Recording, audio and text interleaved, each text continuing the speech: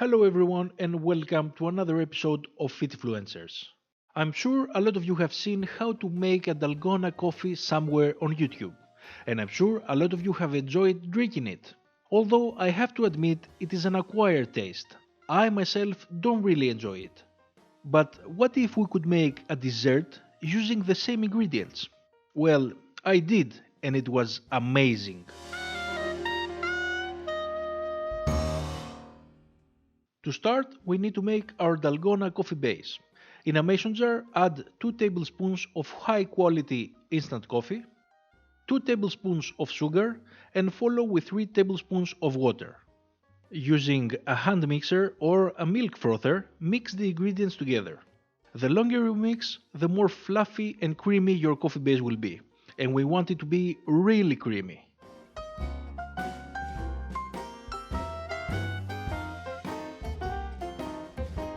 Once that is done, set it aside and get a new mixing bowl. We're going to make a simple French meringue, so the bowl has to be very clean.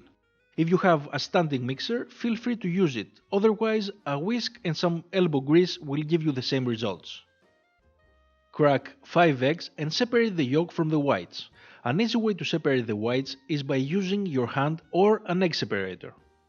Put your whites in the mixing bowl and add a teaspoon of vanilla extract, a pinch of fine salt, and 2 teaspoons cream of tartar. If you don't have cream of tartar, then add a few drops of lemon juice. Start whisking the egg whites at a medium speed until they become foamy. At this point, start adding 1 cup of sugar slowly at the rate of 1 tablespoon each 30 seconds. That way we're giving the sugar a chance to dissolve before adding more.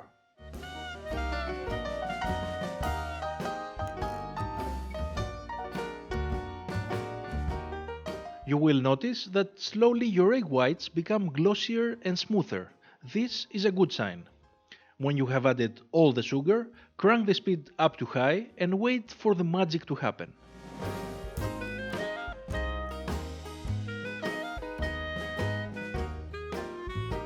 Your meringue will slowly become creamier, more shiny, and it will almost double in size. We want to whisk the meringue until we achieve stiff peaks. This usually takes 3 to 4 minutes on high speed. The important thing is to stop as soon as you achieve stiff peaks, otherwise you can overwork your meringue and it will be of no use to us all. And this is how stiff peaks looks like. If your meringue doesn't look like this on the whisk, then no harm done, just continue whisking until it does.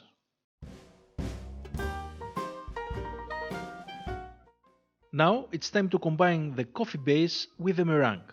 Pour slowly the base in the meringue and using a silicone spatula, start very gently folding and cutting the meringue.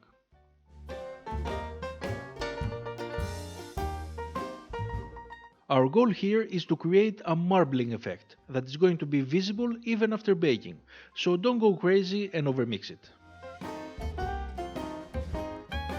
After the mixing is done, prepare a baking pan lined with parchment paper. In order to keep the parchment steady while working, put a small amount of the meringue under each corner. You can pipe your meringue cookies using a piping bag, but I find it easier and much more eye-appealing to just use a plastic spatula and a spoon. That way the cookies look like small islands or maybe even mountains, but you can form them however you like.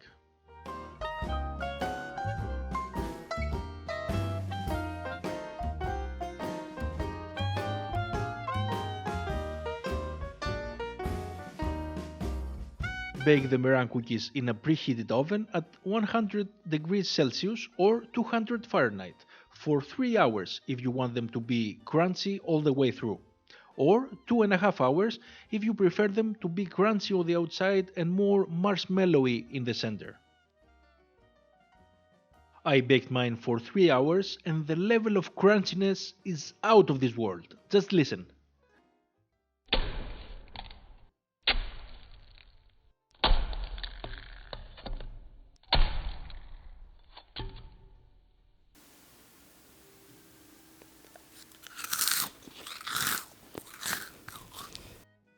Those meringue cookies are so good that you can eat them on their own, but we're going to go one step further and combine them with a delicious milk custard, because you can't have a Dalgona coffee without milk, am I right? In a small saucepan, combine 1 cup of milk, 2 tablespoons of sugar, 1 tablespoon of corn flour, and a dash of vanilla. Mix them thoroughly and bring them up to a boil for 5 minutes until it thickens.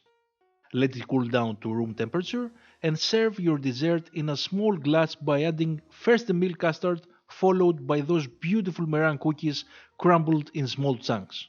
And there you have it. I guarantee you that no one will say no to that milky coffee goodness. I'm not really a dessert person myself, but I have really enjoyed making this recipe and I hope you did as well. If you give it a try, tell me what you think in the comments below. Also, don't forget to subscribe and press the like button. Thank you all for watching and I will see you in the next one.